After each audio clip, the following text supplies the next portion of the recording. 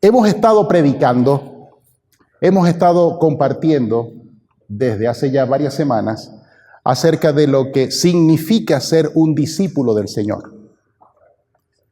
Y hemos hablado muchas cosas, hemos hablado del llamado que Dios hace para que seamos sus discípulos.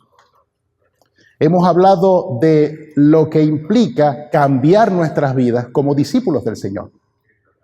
Que no se trata de una religión, que no se trata de una costumbre, se trata de algo que comienza con un llamado y que se convierte en un proceso en el cual nuestras vidas son transformadas. Hemos hablado de los desafíos de ser un discípulo y hemos hablado incluso del aprendizaje.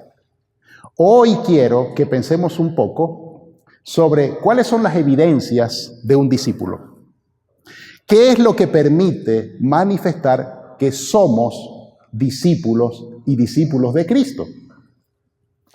Los viejos allá en mi pueblo, en mi ciudad natal, tenían un dicho muy interesante. Ellos decían, hay 3 cosas que no se pueden disimular en la vida. La tos, usted no puede disimular la tos. Usted puede tratar, pero no va a poder. Usted no puede disimular el olor a cigarrillo, porque siempre es desagradable. Pero hay una tercera cosa que usted nunca podrá disimular, que es el amor. Cuando usted ama a alguien, se nota. Y cuando usted no ama a alguien, también se nota. Si hacemos esa analogía y miramos a la palabra del Señor, una pregunta que yo necesito hacerme a mí mismo es, ¿qué es lo que me distingue realmente como discípulo del Señor?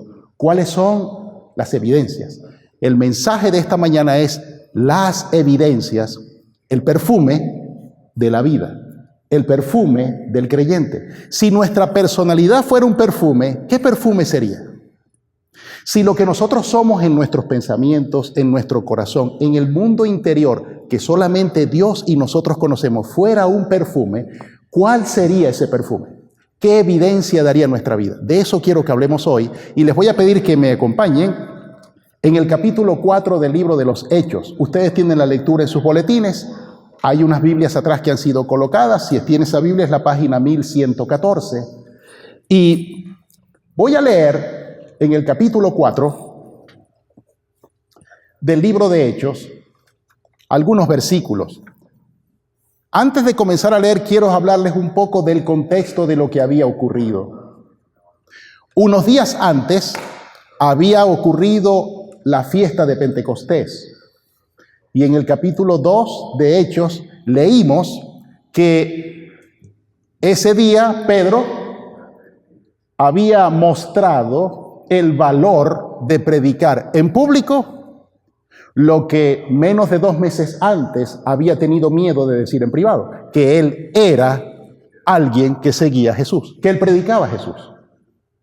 Y hablamos también del poder que se manifestó con la presencia del Espíritu Santo para inaugurar el ministerio público de la iglesia. Eso había ocurrido unos días antes. Y un poco después, Pedro y Juan, quienes por cierto no necesariamente se la llevaban muy bien antes, pero ahora eran hermanos, soldados que trabajaban juntos sirviendo al Señor, se habían acercado al templo a cierta hora y habían visto a la puerta a un hombre cojo. Y el pasaje nos cuenta en el capítulo 3 de Hechos, ustedes lo pueden leer después en casa con mucha calma, o los que nos van a ver a través de las redes, van a encontrar que en el momento del encuentro de estos 2 discípulos del Señor con aquel hombre, le dijo, no tengo oro, no tengo plata, pero lo que sí tengo te doy. En el nombre de Jesús, ¿lo ven? Ahora era público. Ya ahora ellos estaban dando evidencias y ellos, por el poder de Dios en ellos, le dijeron al cojo, levántate, y se sanó. Se van a dar cuenta cuando lean el capítulo 3 en sus casas que ellos pasaron casi todo el día predicando. Yo me imagino que si yo me quedara aquí predicando todo el día, posiblemente se quedaría Lourdes conmigo porque me espera para que yo la lleve en el carro. Nos hemos acostumbrado a tiempos de píldoras espirituales. Cuando el mensaje se excede de cierto tiempo, nos cansamos, y yo soy el primero. Pero otras cosas no nos cansan. Otras cosas podemos pasar horas, y si no, pregunten a los amigos de Netflix y sus series. O pregúntenle cuando el jefe les dice, necesito que trabaje 2 horas extras. Pero volviendo al tema, lo interesante es que al final del día pasó algo inesperado. Pasó algo que iba a poner a prueba en Pedro y en Juan las evidencias de lo que implica ser un discípulo del Señor. Porque ellos fueron detenidos porque a los guardias del templo, los religiosos del templo le dieran la orden, deténganme a estos 2. Ese es el contexto. Entonces ahora sí les voy a pedir que vayamos al capítulo 4 y leamos los primeros versículos.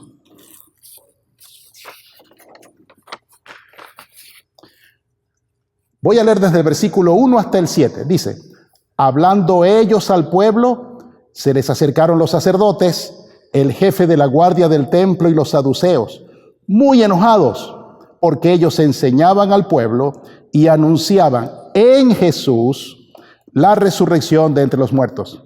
Y les echaron mano y los pusieron bajo custodia hasta el día siguiente, porque ya era tarde. Pero muchos de los que oyeron la palabra creyeron, y fue contado un número de varones, 5,000. Al día siguiente, aconteció que se reunieron en Jerusalén sus gobernantes y los ancianos, y los escribas, y Anás, sumo sacerdote, y Caifás, y Juan y Alejandro, y todos los que eran del linaje de los sumos sacerdotes, y poniéndolos en el medio, les preguntaron, ¿con qué potestad o en qué nombre hicisteis esto? Jesús había resucitado unos meses antes.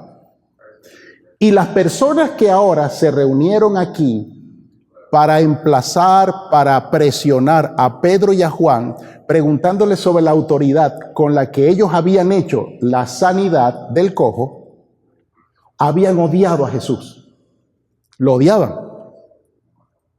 Y aquí viene la primera evidencia de lo que ser un discípulo del Señor representa en este pasaje. La primera evidencia es enfrentar el odio. Y ustedes podrán decir, ¿pero cómo es eso? Que la primera evidencia en este pasaje de seguir a Jesús es enfrentar el odio. Sí, la Biblia dice que Dios es amor. Porque estas personas que ahora estaban enojados con Pedro y con Juan, eran los mismos que habían odiado a Jesús por su mensaje, por su persona, por su autoridad. Y la manera en que ellos manifestaron ese odio era odiando a todos los que le seguían. Y como Pedro y Juan ahora sí daban claro testimonio de que seguían a Jesús, el odio que aquellos religiosos sintieron por Jesús, ahora se lo estaban transmitiendo a los seguidores de Jesús. Esta es una lección muy importante para nosotros. Vivimos en un mundo en el cual, aunque nos cueste creerlo, el sistema de valores que impera en el mundo odia a Jesús. Déjenme decirles algo, mis amigos, hermanos creyentes. El mundo no ama a Jesús. No estoy hablando del planeta Tierra, estoy hablando del sistema de valores, un sistema de valores lleno de codicia, ¿no es cierto? De el placer pasajero, pero sobre todo de resistirse a someterse a la voluntad de Dios. Ahora, en apariencia, el mundo tiene un gran concepto de Dios. Hay miles de religiones. Hay países donde hay más religiones que idiomas y dialectos. Acá en los Estados Unidos de Norteamérica hay muchas opciones de iglesia y en todas ellas usted va a encontrar algo bueno, que predican a Cristo. Pero el corazón del mensaje de Cristo es repelido, es rechazado por un mundo que dice, yo no me voy a someter a la voluntad de Dios.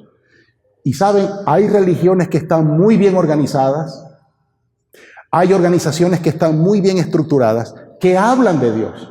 Sin embargo, el mensaje poderoso de Jesús para transformar las vidas de las personas, sometiéndonos voluntariamente a la voluntad de Dios conforme a su palabra, no siempre gusta. Algunas veces choca con ciertos intereses. Algunas veces choca con ciertas tradiciones. En el caso de los religiosos de ese tiempo, si ustedes leen los evangelios, se van a dar cuenta que los religiosos que odiaban a Pedro y Juan eran sus paisanos. Les conocían, sabían quiénes eran. Recordemos que incluso Pedro había estado en el patio de la casa de uno de ellos el día antes de la crucifixión. No eran amigos, pero se conocían. Y todos decían creer en Yahvé. ¿No es cierto? Pero cuando llegó el punto de reconocer la autoridad de Cristo, de Jesús, como Hijo de Dios, allí no quisieron porque ellos temían perder su dominio sobre los demás. ¿Ven la diferencia? El mundo, el sistema de valores que odia a Jesús, incluso implica el aspecto religioso muchas veces. Cada vez que una persona identificada con un buen nombre, de una muy buena religión, quiere decirle a usted que usted no tiene que obedecerle a Jesús a través de su palabra, a Dios a través del Jesús que se revela en la palabra, sino a sus prácticas, a sus costumbres, a sus tradiciones, esa persona en el fondo odia a Jesús y lo va a rechazar. Y la manera como va a rechazar a Jesús es rechazándole a usted, rechazándome a mí. En la Biblia tenemos muchos ejemplos de cómo personas que decían creer en Dios querían traer incluso maldición. Y si no lo cree, solamente recordemos el caso de Balaam en el Antiguo Testamento. Él hablaba de Dios, pero llevaba la misión de maldecir al pueblo de Dios. Y pudiéramos dar muchos ejemplos, pero lo que quiero que nos centremos es que la primera evidencia que Pedro y Juan dieron fue estar de pie frente a los acusadores religiosos de su tiempo. Porque muchas veces los peores enemigos del Señor hablan en nombre de Dios. Cantan alabanzas a Dios. Dice la palabra en alguna parte que aún los demonios creen y tiemblan. Pablo escribió y dijo que Satanás se disfraza de ángel de luz. ¿Saben lo que nosotros diríamos si Satanás entrara aquí hoy? Posiblemente algunos diríamos, hoy nos visitó un ángel. Hermoso, lleno de luz. Pero cuando ese aparente ángel hable algo contrario a la autoridad de la palabra del Señor que señala a Cristo, en ese momento se constituye en un enemigo y lo va a odiar a usted si usted le dice, no me dejo llevar por tu belleza, no me dejo llevar por tu encanto, yo sigo a Jesús. Esa es la primera evidencia. Ahora, hay una segunda evidencia. Y le voy a pedir ahora que me acompañen a leer los versículos desde el 8 hasta el 12 para que veamos la segunda evidencia. Desde el versículo 8 dice, en Hechos capítulo 4, entonces Pedro, lleno del Espíritu Santo, les dijo, gobernantes del pueblo y ancianos, puesto que hoy se nos interroga acerca de un beneficio hecho a un hombre enfermo, por quien ha sido sanado éste, sea conocido a todos vosotros y a todo el pueblo de Israel que en el nombre de Jesucristo el Nazareno, a quien vosotros crucificasteis, a quien Dios resucitó de entre los muertos, por él este hombre está sano delante de vosotros. Esta es la piedra desechada por vosotros los edificadores, la cual ha venido a ser cabeza de ángulo. Y la salvación no está en ningún otro, porque no hay otro nombre bajo el cielo dado a los hombres en que podamos ser salvos. La segunda evidencia en estos pasajes que vemos es anunciar salvación. Un discípulo del Señor, alguien que sigue al Señor, va a hacer lo que Pedro y Juan hicieron aquí. Ellos estaban enfrentando una circunstancia difícil, pero en lugar de ellos entrar a debatir y a tratar de resolver la circunstancia, ellos anunciaron salvación. Si prestamos atención a cómo termina el pasaje, ellos terminaron anunciando, en ningún otro hay salvación. Saben, hay muchos temas fascinantes en la teología bíblica. Aquellos de ustedes que aman escudriñar la Escritura y buscar ciertas cosas del contexto, del idioma original, saben que es así. Pero saben que en resumidas cuentas, lo que nosotros necesitamos hacer como evidencia de que somos seguidores de Jesús, se reduce a anunciar salvación. Anunciar salvación. ¿Cuándo fue la última vez que tuvimos la oportunidad, el privilegio de anunciarle salvación a alguien? Una de las cosas tristes que ocurre muchas veces, ya ocurría en el tiempo de los discípulos, y Pablo escribe al respecto, y que continúa ocurriendo en nuestro tiempo, es que algunas personas tomamos la Escritura es para enviar a los demás al infierno. Y a veces estamos en un lugar como este, escuchando una predicación, y el pastor está hablando sobre algo, el predicador, y de pronto escuchamos un versículo y dice, ese versículo se lo voy a repetir a mi suegra. Mi suegra necesita escuchar ese versículo. O se lo voy a predicar a mi vecino, el que todas las fines de semana tiene un equipo de sonido altisonante que no me deja dormir. O lo voy a poner en la puerta de la comisaría porque los policías que están allí son un poco corruptos. Y tenemos una facilidad muy grande para identificar en verdades profundas que dice la palabra del Señor y pensamos en alguien, eso le queda muy bien a ese alguien. Llegué a conocer personas que incluso siendo creyentes, sus discusiones eran con temas bíblicos, a ver cuál le demostraba al otro que sabía más o que era mejor. ¿Es ese el Evangelio? ¿Es el Evangelio un montón de doctrinas que conocemos y defendemos? Pues aquí Pedro y Juan nos dan un ejemplo muy hermoso. Ellos anunciaron salvación y no la tenían fácil, porque tenían frente a frente a los mismos que habían hecho crucificar a su maestro.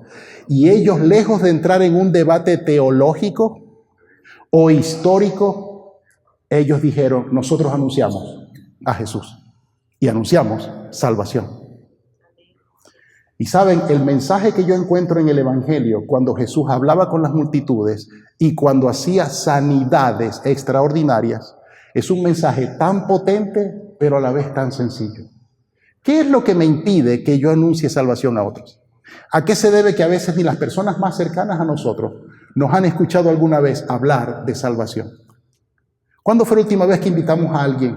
Quiero que conversemos y le hablamos de la salvación. O al menos le dijimos, quiero que vengas a la congregación donde yo me reúno. ¿Sabe lo que hacemos allí? Anunciamos salvación. Y salvación no significa que usted va a ser superior o yo voy a ser superior. Significa que hay personas afuera que tienen vidas rotas, que tienen corazones rotos, desolados, que están enfrentando circunstancias a las que no le encuentran muchas veces solución y están buscándole la solución de muchas maneras, incluso religiosa, y la respuesta está en Jesús. Pero necesitamos anunciar salvación. Hay una tercera evidencia que les quiero compartir hoy. Me acompañan desde el versículo 13 ahora y hasta el versículo 16. En Hechos 4 nos dice, viendo entonces la osadía de Pedro y de Juan, y percibiendo que eran hombres sin letras e indoctos, se admiraban y reconocían que ellos habían estado con Jesús, y viendo al hombre que había sido sanado de pie con ellos, no tenían nada que oponer. Entonces les ordenaron que saliera fuera del Sanedrín y deliberaban entre sí, diciendo, ¿qué haremos con estos hombres? ¿Qué era lo que había llevado a Pedro y a Juan ante estos religiosos, ante estos oficiales de la ley, que habían sanado a un cojo? Y de hecho, ellos no llamaron la atención hacia sí mismos, sino hacia Dios. Esa es la tercera evidencia. Ellos mostraron gracia. La palabra gracia en español tenemos que manejarla con cuidado, porque normalmente la palabra gracia nosotros la asociamos con la idea de algo que es chistoso, de algo que es gracioso. Pero la palabra gracia es una palabra muy sublime, muy especial en el sentido bíblico. La palabra original para gracia es la palabra regalo. Lo que había llevado a Pedro y a Juan ante este concilio de religiosos era que ellos habían dado gratuitamente a un cojo lo que más nadie le había podido dar, que era devolverle el que caminara recto, que caminara bien, que se afirmara sobre sus pies. Hay un mensaje espiritual allí que lo podríamos predicar también. El poder de Dios es enderezar lo que estaba caído, es levantar lo que estaba torcido. Ahora, ¿qué hicieron ellos? Mostrar gracia. Y esa es la tercera evidencia de un discípulo. ¿Sabe lo que a nosotros nos salvó según la palabra? Dice, por gracia soy salvo. ¿Sabe lo que quiere decir eso? Que yo soy salvo, que yo puedo decir que soy un hijo de Dios, no porque yo sea una buena persona, no porque yo lo haya hecho muy bien y entonces Dios me recompensó. Dios me rescató gratuitamente. Y si yo soy un discípulo, ¿sabe lo que debería hacer? Debería hablar de ese rescate gratuito también a otros y mostrarlo. En lugar de Pedro y Juan comenzar a atacar a los religiosos, a maldecirles, ellos se afirmaron sobre el mensaje de la gracia. ¿Sabe dónde hay un gran poder? En la gracia. La ley nunca resucitó a nadie. La palabra nos dice que la ley nunca pudo cambiar a nadie, pero la gracia sí. La gracia sí.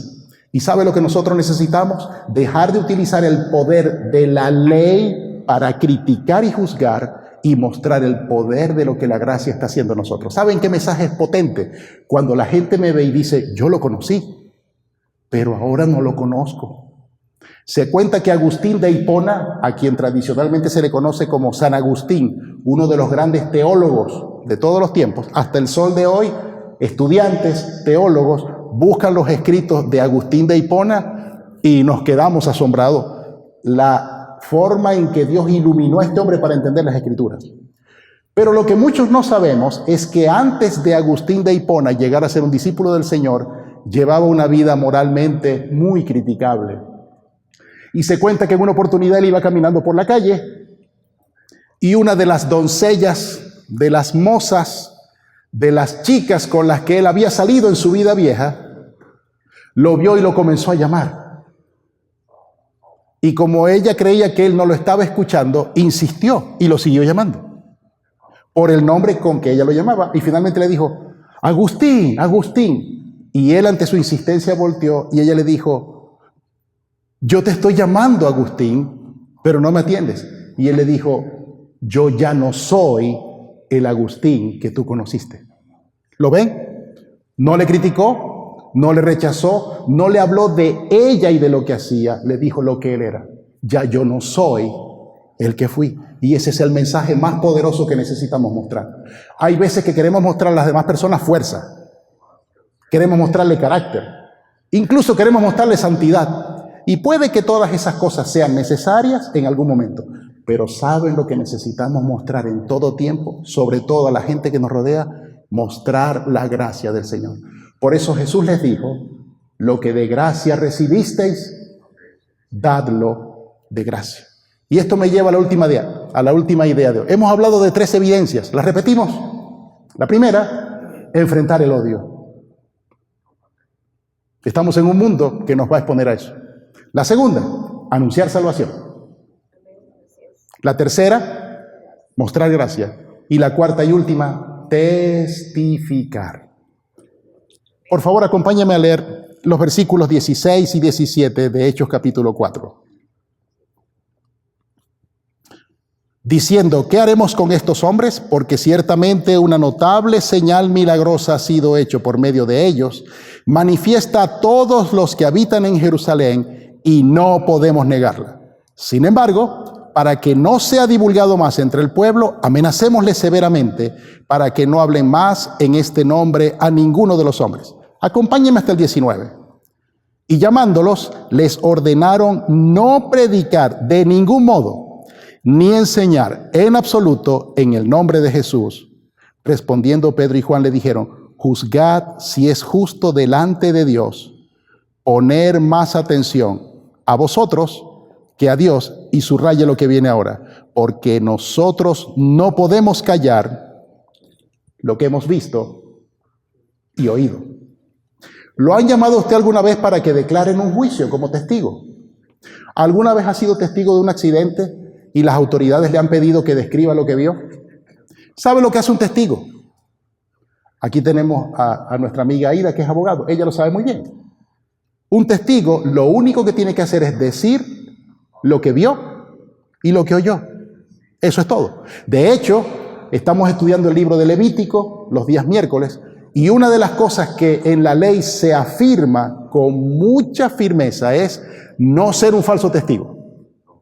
¿Y qué es un falso testigo? El que dice lo que no vio o el que calla lo que vio. La comisión y la omisión. Juan y Pedro terminan aquí diciendo, nosotros no podemos callarnos. Ellos estaban testificando. ¿Saben por qué estaban testificando? Porque después de lo que ellos vieron, y de lo que ellos oyeron, no había forma de que ellos se pudieran quedar callados. ¿Saben por qué hay personas que continúan testificando? Ellos no vieron a Jesús. Hoy cantamos una alabanza que decía, aunque mis ojos no te pueden ver. No se trata de ese tipo de vista. Se trata del compañerismo y la comunión real que yo tengo con Dios. Y déjenme decirles algo y voy terminando. Eso no va a ocurrir a menos que nosotros nos comprometamos con nosotros mismos a buscar a Dios a través de su palabra y permitir que esta palabra me transforme. Déjenme decirles algo. Yo no vengo aquí para transformar sus vidas. Yo no lo puedo hacer. Y no solamente no puedo, no quiero, y gloria a Dios por eso. Yo estoy en mi propio proceso de cambiar. Yo estoy en mi propio proceso de ser un discípulo. Pero lo que sí puedo hacer es testificar. Y puede que haya muchas cosas de la Biblia que yo aún no entienda. Créanme, hay cosas de la Biblia que las leo y a veces me dejan perplejo. Pero hay algo para lo que yo no necesito estudiar. Para lo que no necesito ir a un seminario. Y es testificar de lo que Dios está haciendo en mi vida. El que fui y el que Dios está haciendo. Del mismo modo que Pedro y Juan ahora estaban testificando y no lo estaban haciendo tímidamente, lo estaban haciendo con valor. Puede que llegue un tiempo en que testificar a Cristo sea un problema. Y puede que ese tiempo esté más cerca de lo que creemos. A menos que lo hagamos de la manera que alguien nos va a querer imponer que lo hagamos y no a través de la palabra del Señor. A esta misma hora, mientras nosotros estamos aquí, hay multitudes escuchando a personas que en nombre de Dios y en nombre de Cristo no testifican a Cristo. Testifican una tradición o a una religión. Nosotros estamos llamados a testificar. Y qué bendición tan grande que ni siquiera frente a la presión del poder religioso que estaba relacionado con el poder político de su época, Pedro y Juan no guardaron silencio. Y eso es un reto para mí. Algunas personas no están testificando. ¿Saben por qué? Porque no han visto nada. Porque no han oído nada. Porque cuando usted y yo realmente hemos visto, no con estos ojos, y oído, no con estos oídos, sino con la palabra que llega al corazón y la mente, que Dios nos ha dado aquí, cuando eso ocurre, algo real, usted no se va a poder quedar callado. Yo no sé si todos los hombres que están aquí se acuerdan la primera vez que salieron con la persona con la que ahora son pareja o están casados. ¿Recuerdan la primera cita? ¿Sí lo recordamos? ¿No es cierto que cuando llegamos a nuestras casas o a nuestro lugar le queríamos decir a todo el mundo, hoy salí con la chica más hermosa del mundo? Te la tengo que presentar. Eso no es así. Yo quiero pensar que es así. Estoy seguro que Samuel, José, Mauricio, Wilfredo, Virgilio, mi amigo José, Isidro, Mike, todos lo recordamos. ¿Qué tal las damas? ¿Recuerda la primera invitación a salir? Puedo imaginarme de pronto las primeras invitaciones diciendo, no, yo no puedo salir contigo, no puedo, pero por dentro sí quiero. Hasta que finalmente la cosa se hizo formal y entonces le dijeron a sus amigas, ya el hombre cayó. Porque como dijo una vez un maestro de este tipo de relaciones interpersonales entre parejas, él decía, el hombre persigue a una mujer durante mucho tiempo hasta que finalmente ella lo atrapa a él. ¿Y verdad que recordamos esas cosas y se nos alegra el corazón? ¿Qué ocurre cuando pensamos en aquel tiempo cuando sabemos que Dios me llamó y me habló y me dijo, como dice la palabra del Señor, tú eres mío y tú me perteneces? ¿Lo podemos recordar? Si eso es algo real, bueno, no hay nada que usted lo haga callar. No hay forma de que alguien lo haga callar. Porque una vez que usted ha visto, experimentado lo que Dios hace en nuestras vidas, nada lo va a detener. Yo les animo a que ustedes, a lo largo de la semana, piensen en estas cosas. Las evidencias, el perfume de la vida, lo que debe emanar del corazón de alguien que sigue a Jesús, no es rigidez. Hay veces que estamos llevando unas vidas y la gente nos mira y nos dice, sí, ese hombre está llevando fruto, pero el fruto es limón. Qué amargo ese hombre. Un hombre que cada vez que habla de Dios asusta. Necesitamos mostrar el perfume del alma. ¿Y el perfume cuál es? ¿Lo repetimos? Las 4 evidencias que vimos hoy. ¿Lo recordamos? El primero, enfrentar el odio, pero no con odio, ¿verdad que no? El segundo, ¿cuál es? Anunciar salvación.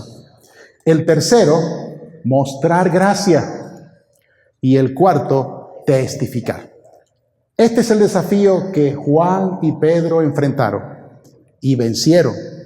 Y en la medida que sigamos leyendo el libro de los Hechos, vamos a ir viendo cómo su vida no se hizo más fácil, pero se hizo más poderosa y más fructífera.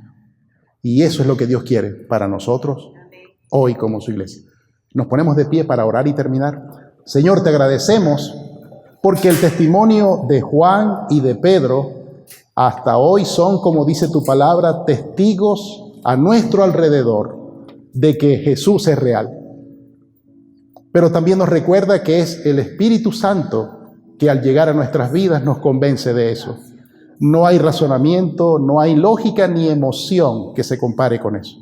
Enséñanos, Señor, a testificar verdaderamente con el perfume que tú has puesto en nosotros, no convirtiéndonos en gobernantes, en religiosos rígidos, sino en verdaderos discípulos tuyos, que verdaderamente podamos enfrentar el odio que el mundo tiene contra ti, sabiendo que eso va a pasar, que podamos realmente anunciar tu salvación, porque es tuya y no nuestra, que mostremos gracia en todo tiempo, incluso cuando la ira o el odio o la duda quiera ser la respuesta emocional, que siempre mostremos gracia y que testifiquemos donde quiera que estemos.